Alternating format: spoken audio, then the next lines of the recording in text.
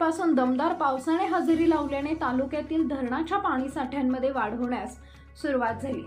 सतत पडणाऱ्या पावसामुळे आज तालुक्यातील पालखेड धरण 80% भरले असून धरणातून कादवा नदी 2343 क्युसेक पाण्याचा विसर्ग कादवा नदीत सोडण्यात आलाय. तर दिंडोरी तालुक्याच्या पश्चिम परिसरामध्ये पावसाने जोरदार बॅटिंग केल्यामुळे मांजरपाडा देवासाने प्रकल्पातून पाणी येण्यास सुरुवात झाली असून पुणेगाव धरण क्षेत्रातही समाधानकारक पाऊस पडत असल्यामुळे पुणेगाव धरणात आज सकाळी 5 वाजेपर्यंत 48% इतका पाणीसाठा झाला असून तिकडे वाघाड धरणातही दमदार पाऊस पडत असल्यामुळे वाघाड धरणही 48% भरले.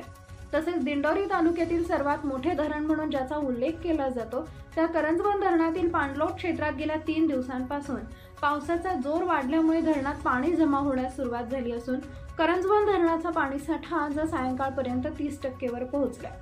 त्याप्रमाणे ओझरखेड